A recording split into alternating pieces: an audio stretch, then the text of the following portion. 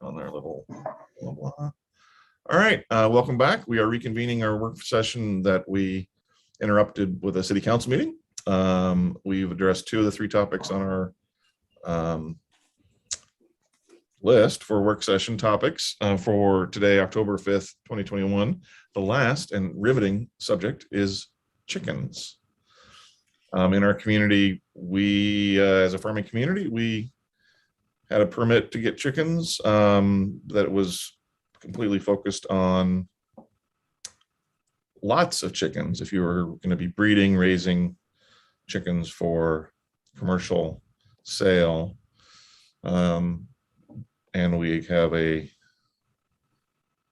because we have a huge fee for that, we de facto banned them in residential uses. Several councilors wanted to discuss the topic again. Years ago, or multiple times, we have not acted to make any changes, but here we are to talk about it again. Julia, take it away. Yeah, I think you pretty much summed it up. Right now, chickens are permitted as a conditional use. That's the only way they're permitted in the city of Sherwood, which is a little over $4,000 and a process. So like you said, it de facto means that they're not permitted because nobody goes through that process. We started in 2011 as part of our code cleanup project. We were discussing chickens, and we did develop some regulations. And at that point in time, the council pulled that out of the code cleanup and decided not to act on that. In 2015, we were asked again by council to look at it and went through a more involved process with surveys and public engagement. And we did develop some standards that are similar to some other jurisdictions. The Planning Commission, while they were part of developing the standards based on feedback that they got at hearings, did not recommend approval. We went to hearing, and the first hearing, the council asked staff to come up with some modifications, which was done with some additional modifications as well based on internal discussion. But at the second reading, the council did not approve it, so it failed. So as of 2015, the council has considered this twice and not taken action and or voted against approving something twice. We do have, and I emailed to you the standards that were developed in 2015. If council wanted to consider this again, that's a good start. I also emailed you, this is the same thing that was emailed, but I reformatted it so that it was on one page so that I could share this with you. Some information on currently, we've done this type of table every time we've looked at chickens in the past, but we verified that this was still up to date to see what regulations other jurisdictions in the area have. Most jurisdictions allow chickens of some sort, some with varying degrees of regulation. Tualatin and Hillsborough require a permit and a fee. Others allow them without a permit. And then Councilor Rosner had asked about what sort of code compliance issues jurisdictions have, and so we added that column, and I did get clarification on Tualatin's because that's similar to what Sherwood had originally considered. And I talked with the code compliance officer, and he said in the 2.5 years that he has been at Tualatin, he's had maybe 4 complaints. So while it says common complaints are generally about rats, that is the common complaint, but it's not very often. And we we're not able to get confirmation from Hillsborough, Forest Grove, or Lake Oswego, or I'm missing my little talking bar, Westland, to see what sort of issues they have. And then also Councillor Scott had asked about HOAs and regulations, which HOAs don't allow them. And unfortunately, we don't have a real good mechanism right now we don't have a good inventory of active HOAs and their regulations.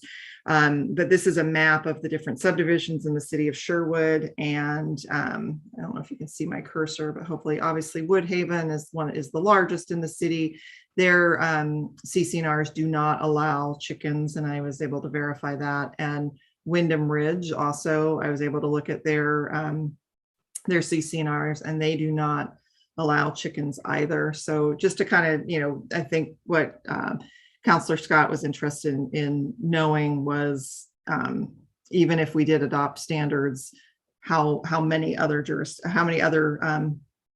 HOAs would prohibit them anyways. So we can continue to do some looking if that is of interest to the council, see if we can contact some of the more active HOAs. I know Sherwood Village is a more active HOA, to see if we can find out whether or not that is within their CCNRs or not.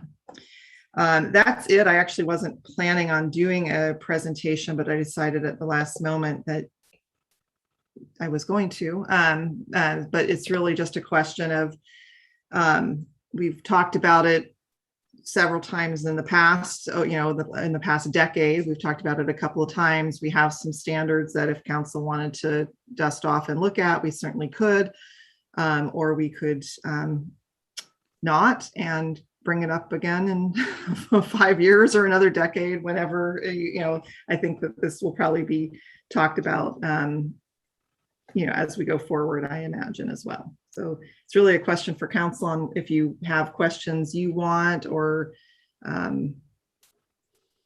what you guys want to talk about regarding chickens. All right. Well, I'll just start. Oh, sorry. Yep, go ahead. Yep, go ahead, Kim. Oh, I was just gonna say, I was just starting. The reason why we're having a work session is we had citizens reach out to us again, asking us about chickens, and several times on social media.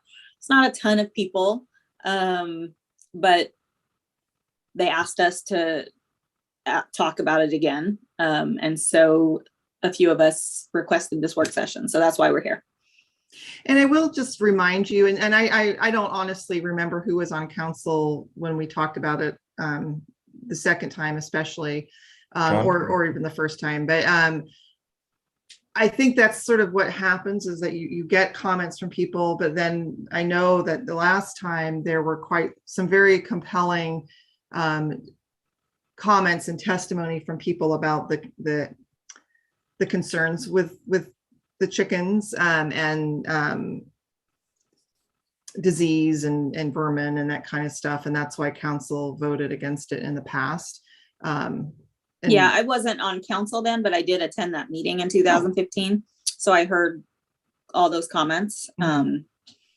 So, and all the dialogue from the dais, the size of the lots, they couldn't decide which was appropriate, which, that all that back and forth. So, yeah. Yeah. So there's certainly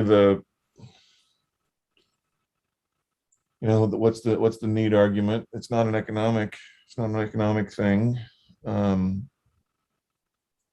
If you adopt something, are we misleading folks? Because only a small minority or a small list would likely be eligible, because they're not in an HOA that doesn't prevent it, and the lot is of size and with a big enough backyard to do it properly, or I'm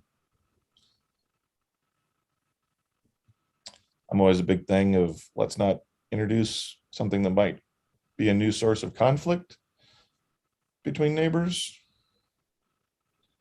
I remember the great time when I was on council and we implemented all the ordinances on dogs, on troublesome dogs. Because there's now a mechanism that if your neighbor has a dog that isn't being Why? the dog can be evicted or ejected, ordered to be removed from town. So, but thoughts, perspectives, ideas. What do y'all think? Seems like we're the only city around us that doesn't allow them, which is fine. We obviously, by proof of that last meeting, we do things out of the norm. Well, that's kind of where I'm coming from. I mean, all the cities around us allow it. I think the research that Julia did kind of shows it's not the big issue that people think it is. What was it, 4 complaints in 2.5 years in Tualatin? And 2 of the cities said no issues. I feel like we're regulating something, de facto regulating something that just doesn't need to be regulated. If the HOAs want to regulate it, that's great. And we also keep in mind, we also have, like, if you look down in the Brookman area, we have parts of the city and city limits that are effectively rural right now. And we're telling them they can't have chickens. They don't even have homes around them. So I think I'm up Only if they've for, come into the town, only if they've been annexed. no, but if you looked on the map down there, we have some areas that are in town that people live a long ways from each other. So my point is, it's not a big issue in other cities, and by preponderance of the comments that I've gotten and letters I've gotten, there's a lot of people out there that would like to have it, not a groundswell, but there's more than 5, and we shouldn't be regulating it. That's just my opinion. Thanks, Tim. When you say we shouldn't be regulating them, would you be opposed to a fee like some of our surrounding cities have? Let me clarify. We should be allowing them, and if we need to do it, I'm fine with a permit, or something like that. But $50, like I think that's what Tualatin's doing, is fine too. But we're de facto, when it's $5,000 to have chickens, I know you can make the argument it's a conditional use, and that's just the price you pay for those. But that's the de facto what people are seeing out there. It costs $5,000 to have a couple hens in your backyard. But all the restrictions. Just be clear. That no one honestly can say we are a agrarian community and it was focused on commercial. So we just never permitted residential. So the handful of people that keep churning that up, it's irritating.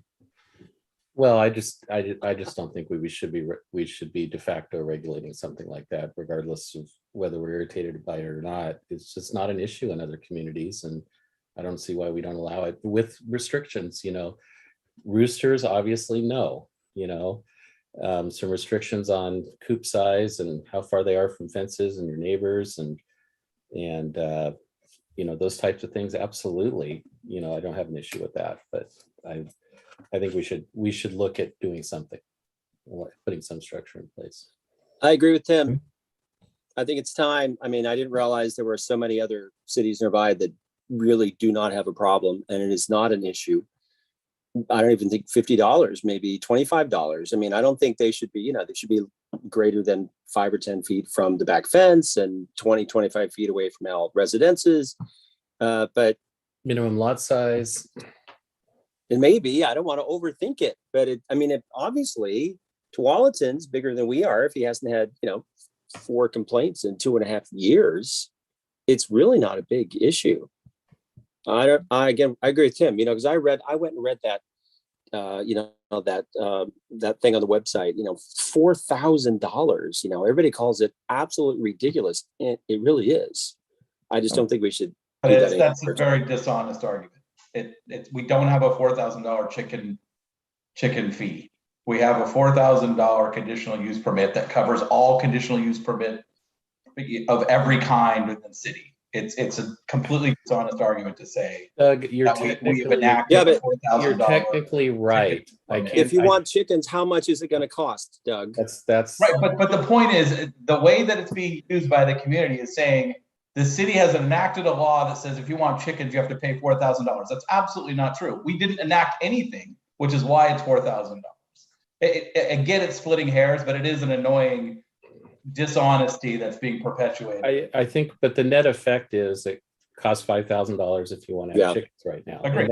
And that's what people are focused on. But yeah, Well, but I you're think the not, you're common ignoring everyday citizen. the background and the intention and the history behind Yeah. that.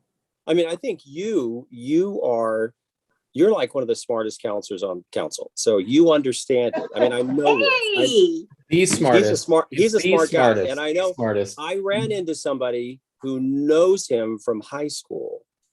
Oh, really? Told me, yeah, he's like, well, you're like one of the smartest guys that he knows. Anyway, I'll tell you about that someday. And So let me know and who so that when is so I Doug- can make sure to pay him off. when Doug speaks, I really listen. And All he's right. right. He's totally right. That is the argument that you always see on Facebook. But I think about it from the citizens' point of view. They don't know the difference as far as they know. Yeah. There's some rule that prevents us. And if I want chickens, it's costing me. So as far as they're concerned, the city is going to charge me $4,000. We know that that's not really the case, but that's what they think. So I'm completely ambivalent. I don't care whether we allow chickens or don't allow chickens. But it seems to be that we probably should at this point. Because otherwise we're just going to be talking about this every 6 months or a year. And, I don't see, I think we've seen enough evidence that I think there's legitimate concerns about rats and smell and, salmonella. There's a lot of studies that backyard chicken salmonella outbreaks are on the rise, but those are fairly minor. And those are, I think those are things we can set aside or account for in the code. So for me, I'd be okay with something. I think starting with where we had in 2015 is a good starting point, and maybe we can make some tweaks to it. I don't know if we want to get into the specific details tonight or not, but we can make some tweaks to that. But for me, the absolute is there has to be an application process that someone has to come in. They have to acknowledge. To me, it's not I don't want a staff review. I don't want a big laborious process, but I think the applicant has to, similar to what we were talking about with the lease thing earlier, there has to be a checklist that says, here's the rules. I've acknowledged I've received them. I've checked with my HOA and I know it's allowed in my HOA. Maybe we do a neighbor notification, maybe not. I haven't thought that one through yet. I don't think they should have to get their neighbor's permission, but I think notification may be fair. So they go through this checklist, they pay their $50, they sign it. And then part of that is the language that says, look, if you're out of compliance with this, right? If somebody complains and we do an investigation and find that you have 7 chickens when we only allow 4, or your coop isn't set far enough back from the property line, or your HOA doesn't allow it, or your lot's not under the right thing and you lied, then your chickens are gone and we'll give you a fine.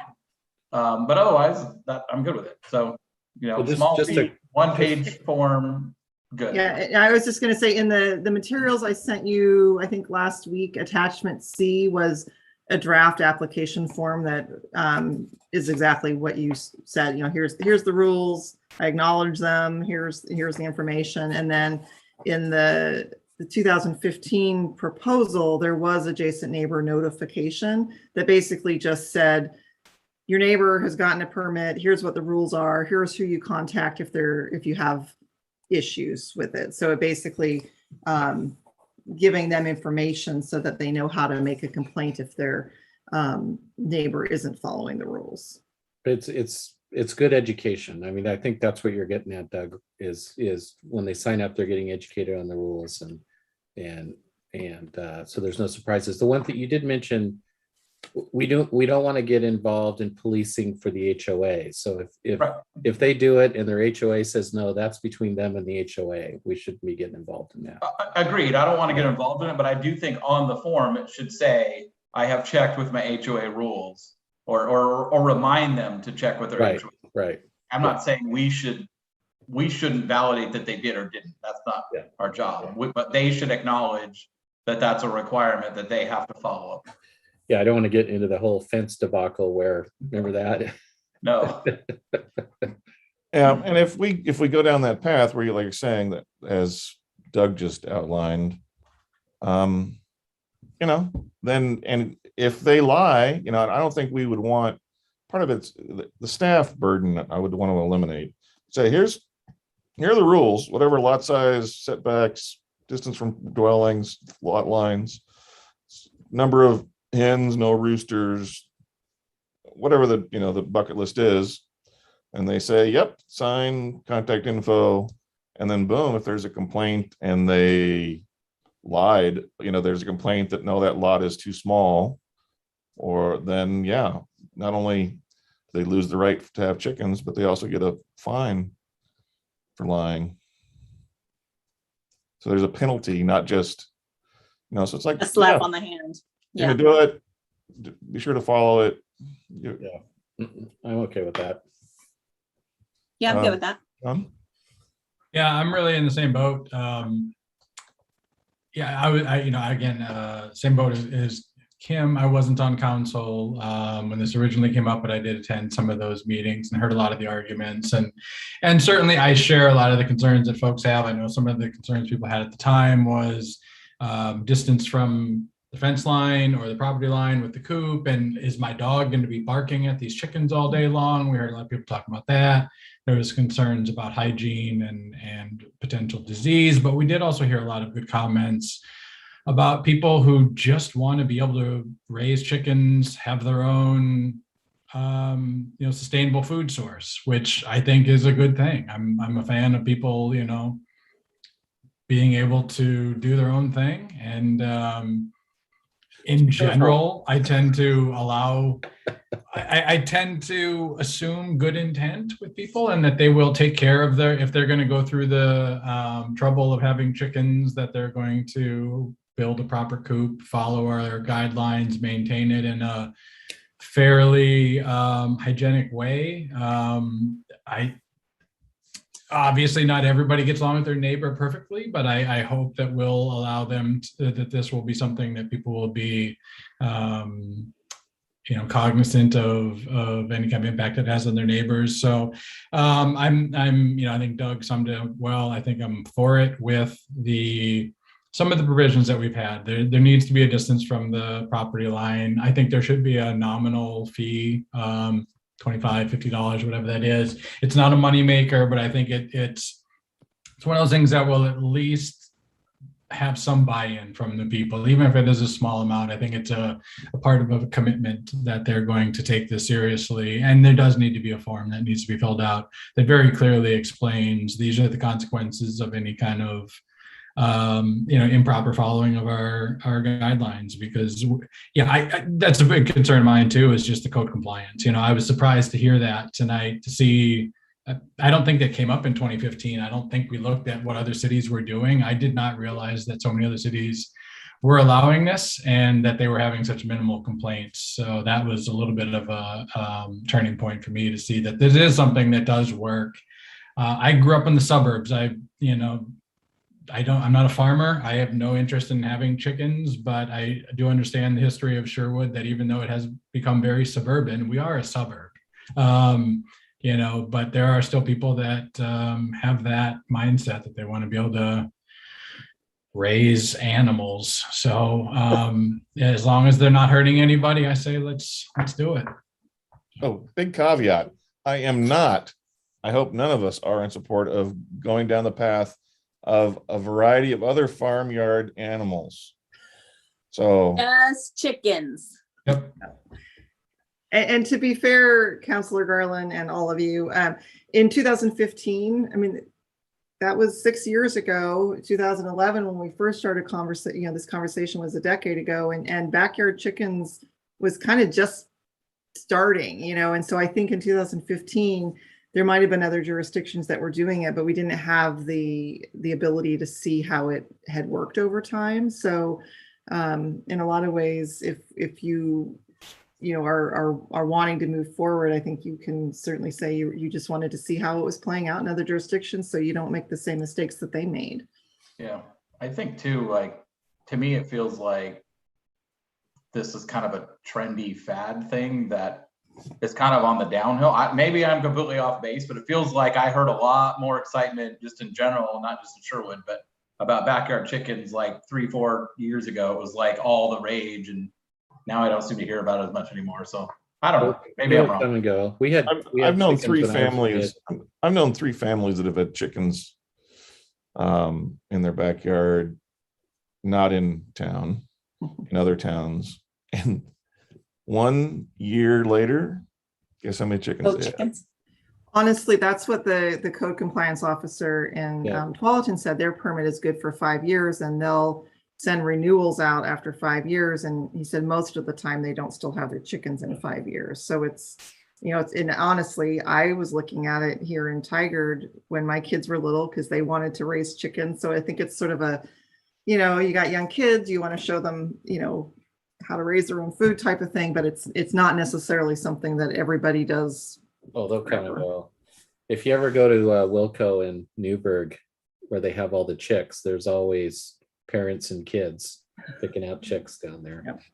We did it years ago. We did it. Mhm.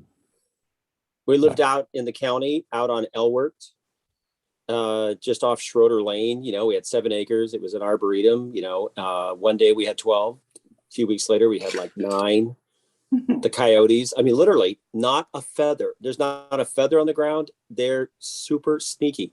I was on my driveway. I'm sweeping. I'm with the chickens. They're all clucking around me. And I feel this whoosh, and I look up and a hawk is circling.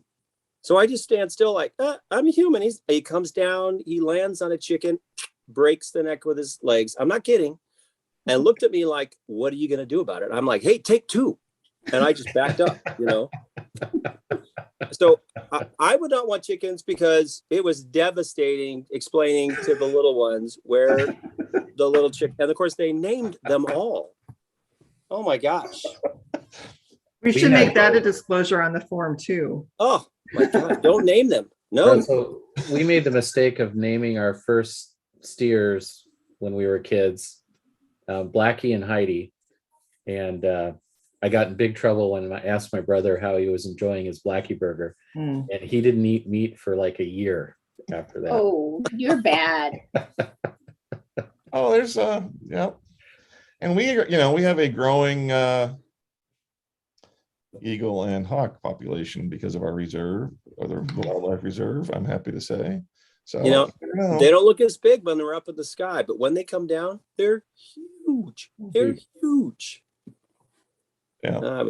I had a broom in my hand and I was ready to run. So All right, anything else for the good? So staff will gnaw on this. Do we want to bring it back to another work session or just bring it So to a city council? I think that, everything that you have raised as things that you want to make sure are in there are kind of already in the revised 2015 language. So remember, it went to council, you asked for, you in the broadest sense, asked for some changes, and that's, so the revised language, I think does all the things that you are Lot size, suggesting. lot size, Lot single size, family 7,000 square feet. 7,000. Yeah. Mhm. Maybe, Um, maybe more hens, no roosters. Yep, 3 Okay. hens. Sorry. 3 hens on a 7,000 square foot lot, 5 hens on a 10,000 square foot lot, no roosters. Chicks up to 12 weeks old are allowed indoors and are not subject to the limitations of A and B above.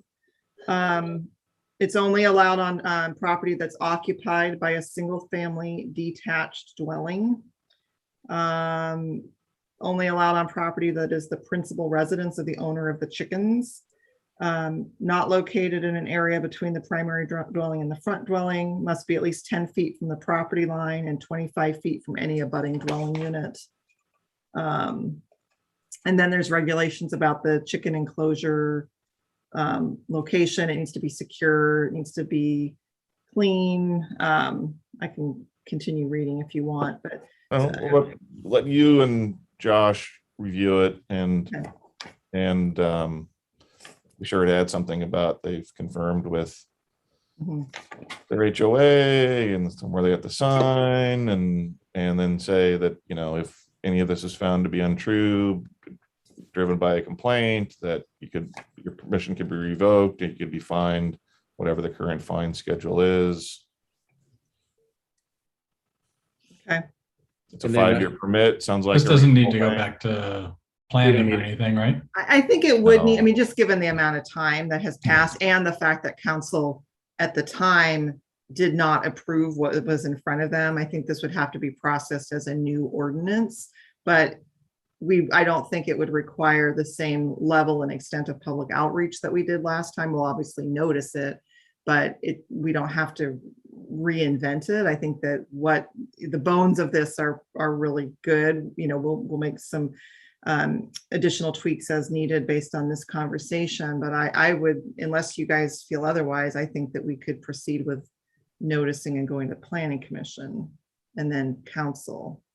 I think that's fine. And once you get it drafted, you can just run it by us individually. And Sure. if there's any issues, we can call a work session at that point, but I don't think we need a work Yeah. session. This has to go through PC because it's in the land use code. Is that why? Correct. Okay. Well, now I'm questioning that. So the language, yeah, actually, that's it. So it went through the PC before. The language is in Title VI, but I think we would, It doesn't really seem like a PC thing to me. That's why. Yeah. Just double check with Josh if it needs to go Yeah. through PC, Okay. send it to the PC, but don't have to go to the CP, send it to the CC. PCCC, one or the other, Please. both, get it done. I'm getting tired. All right, we're good? You know why pirates can't learn their alphabet? Because they only know R. Sure. Because they spend too much time at sea. I love On it. that note, anything else for the good of the discussion of these three topics?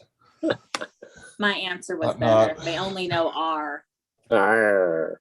That's a good one too. Yeah. Nope. All right. We're adjourned. All right, thanks Bye. everybody.